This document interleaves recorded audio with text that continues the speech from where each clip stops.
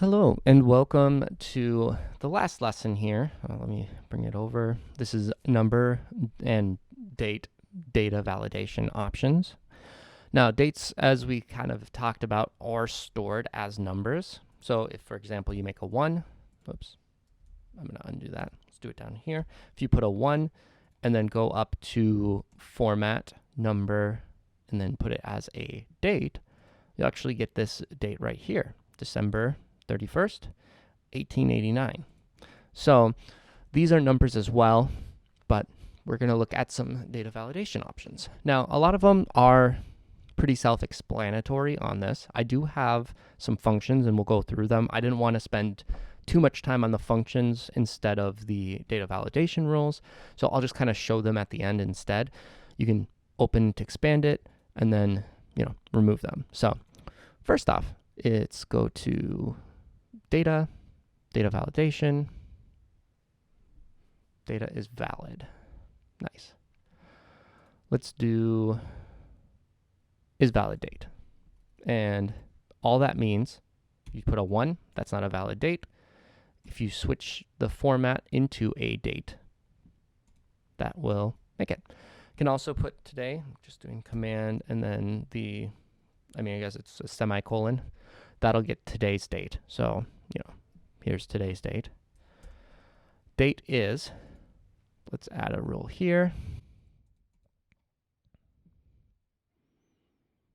Oops, I'm going too far. Date is, you can say today, tomorrow, yesterday, in the past week, exact date, and then you can put the date in that you want. So let's just say today. Done. Now, it'll work today. And then if you go to the next day, aka tomorrow, it's not going to be. So this one is there. If you want it to continually be the exact date, you can put the date in here, 5/18/2024. Done. And now that is valid. Date is before. If you go in, so if you want it to before today, that means that it is less than. And so, if you put 1 and then format it as a date, I should just keep that handy or the formatting. You can see that's true. And let's say, oops, I'm just going to, well, that's not a date. This one is not, because it's not before today, it is today. Same for if you move it to here, it's not, but that one would work.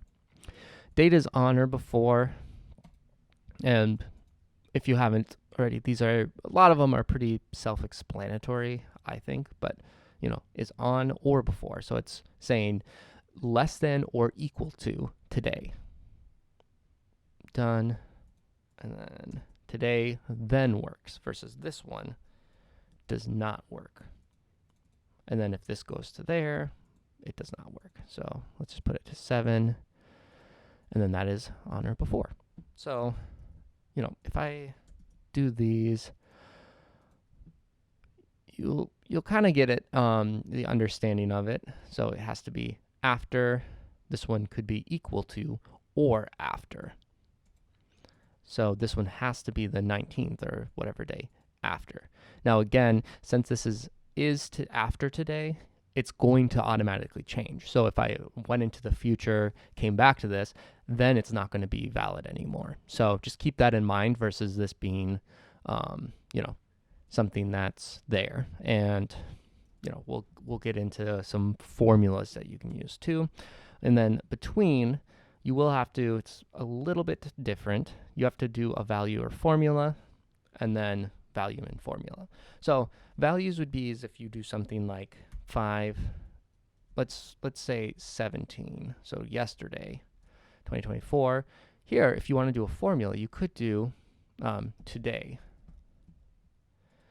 And so what today is it'll just pick up whatever the date is when you open it up. So in this, it should be in between today and yesterday. So if it was here, then it wouldn't be. I should also say, if we're looking at this as a long-term thing, I said yesterday, but this actually is hard-coded. So it means it has to be after 5/17/2024. So if we wanted to, let's say, make this earlier than today, so today is always going to be, whatever day you're doing. So we can put, and this one you need to do an equal sign. I mean, really, if you do this too, it doesn't make a difference. It'll understand if it's 1. But in this case, let's do today and then minus 7. So it'll be today's date, which is the 18th, or 7 days, 1, 2, 3, 4, 5, 6, 7. I don't know why I counted that out. And so then now that's going to be within that 7-day range. So in that week, if I go to the 10th, then it's not. And so that means that this date, if I come back into it, if I have it like this, it'll be fine. If I go back tomorrow, then it's going to then switch to that date. So hard-coded meant it's going to be those exact dates and it'll always stay at the start or the end. Today function and using, subtraction or things like that, you can get a better, data's in between like today's date or, the month or something like that.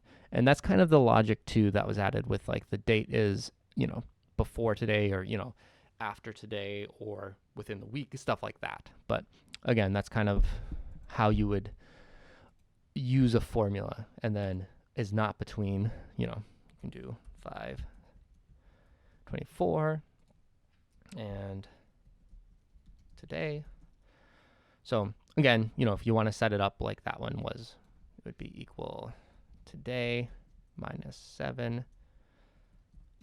And then that would be the opposite of what we saw there. So this would be in between it. If I go here, it's not. Here, it would be.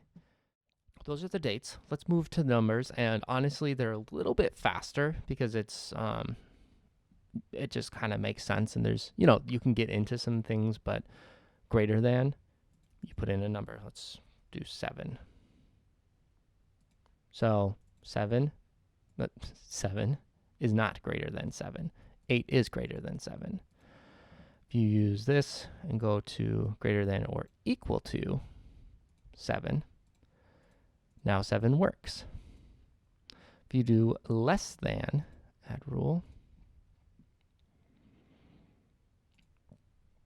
7,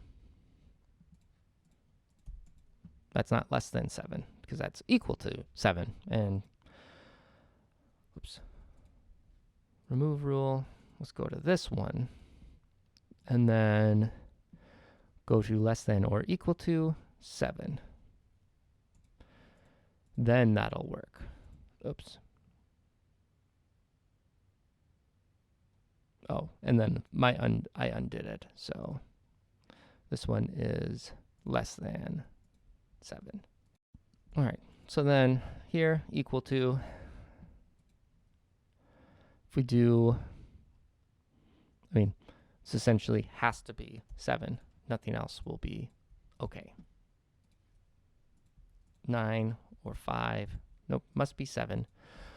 And so, again, these ones, as long as you kind of understand, is equal to, is not equal to, anything but 7, you can kind of see how that's there. And again, some of them are useful. In this one, you can say like 5 and 7. So it has to be between 5 and 7. So 5, 6, or 7. But anything else will not work. And then finally, it's not between 5 and 7. That means 5, 6, and 7 will not work. Now, let's say for this one, for example, we want it to be bigger than h. Let's just make it h1. So we can go here, for example, the less than. Let me find it. Less than. You can do value or formula, I believe, equal, and then you'll have to go h1.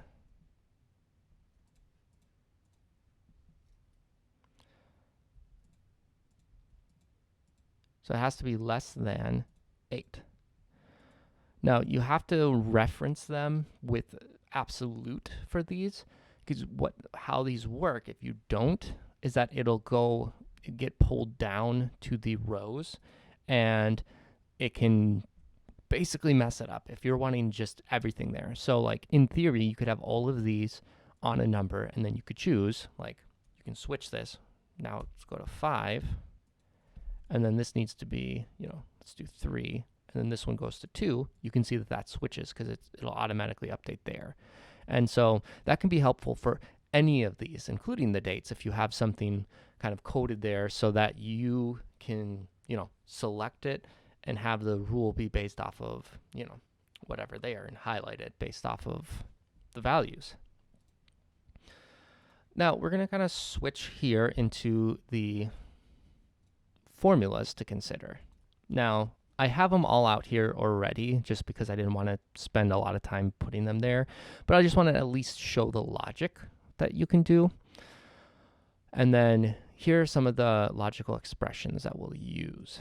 So first off is validate. You can use this is date, and it'll come true if it's a date. It'll be false if it's not. Just undo. Date is, and this one is hard-coded to this exact date. Now, you could use, like we looked at, today, just like that. And so then if we move it, that's not today, so it's false. So that is something else that you can use, and I'm just going to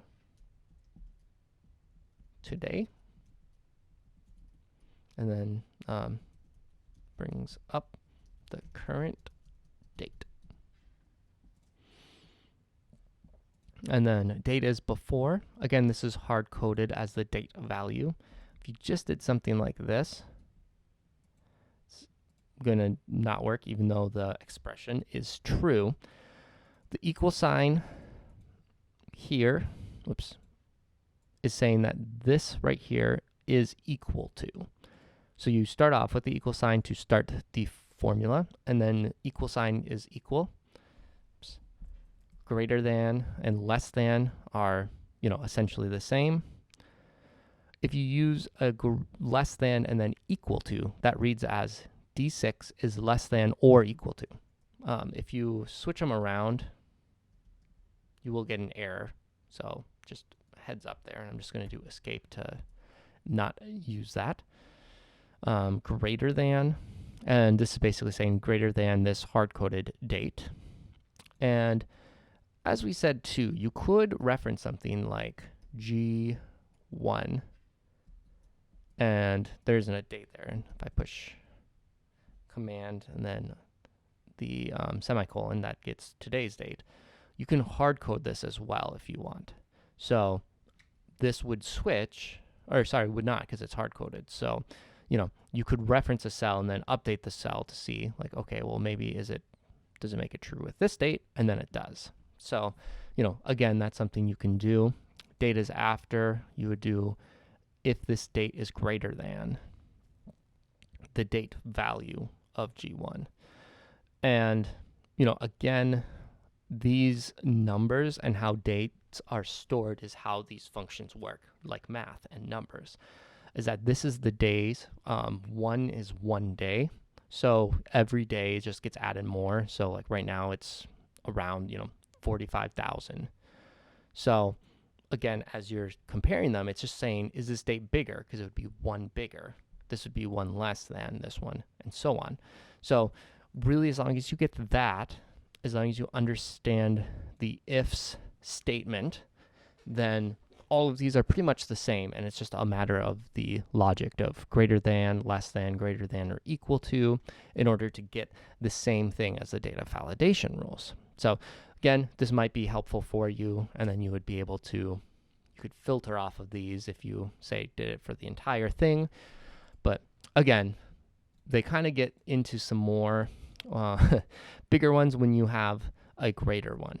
So the ranges are the ones that you have to use a different kind of new thing we've never looked at, which is the AND operator, which basically says both expressions have to be true.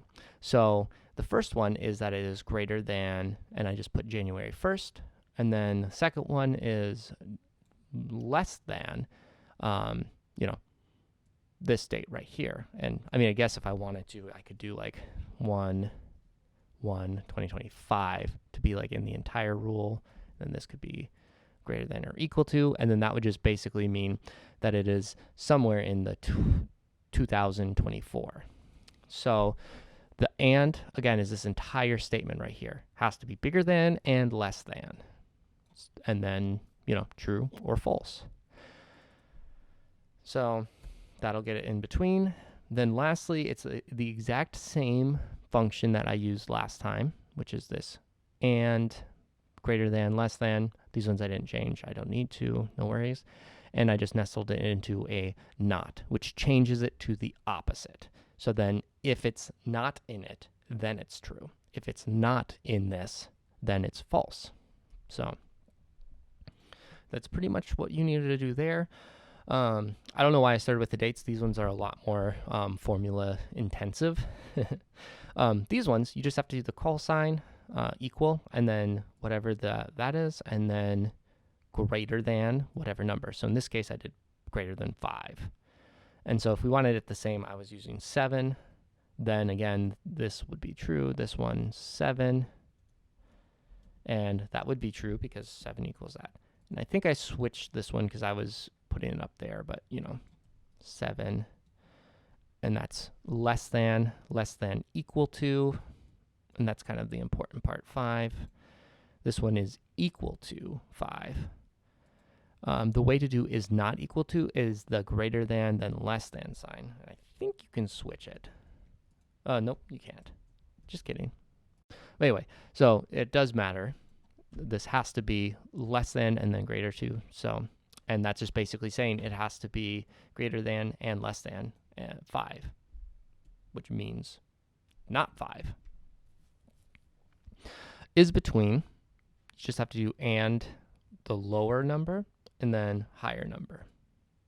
Finally, to get the opposite, not between, just do a not between the and operator of greater than or equal to 5 or less than or equal to 10. So hopefully this is helpful. I mean, again, it's kind of a lot to take in because there's a lot of options, but hopefully if you have a specific need, at least hearing it in this video, you'll at least know like, okay, there is a way to do that in a formula as well as the data validation rule. Like I said in the last one, these ones can be useful to really like quickly check dates.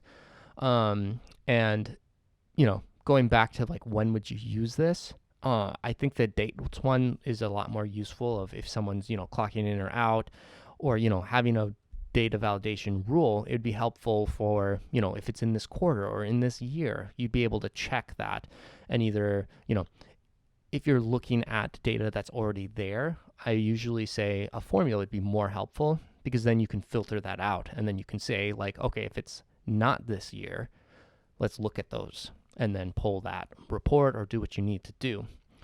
Having the new rule, maybe you're having dates entered in and it has to be in this quarter, you could put the dates in that column or row or wherever your data is, and then say it has to be in between this year. So, make sure that make sure that everyone's putting in the correct one. You don't want someone to accidentally type in a 1 and then have it be that, or, text or something like that. So again, the data validation rules are more useful in creating and making sure people entering data has the correct format for your data. Whereas the formulas are a little bit more useful, in my experience, for when you're checking what's already entered in and being able to perform calculations on it. So hopefully you find this helpful. Again, there's a lot, and ultimately it's up to you in your instance to know what's useful, what's not. Hopefully, if nothing else, this is kind of what we used in this one, and it's very helpful for logical expressions and lots of different formulas. So if you kind of understand those, you'll be able to do a lot more in your calculations. So let's just review the challenge task here quick.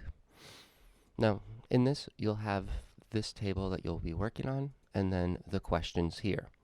I do know if you started the series a little earlier, I did edit some of this. Like, for example, even this page, I think during the first and second one, the make a copy wasn't here.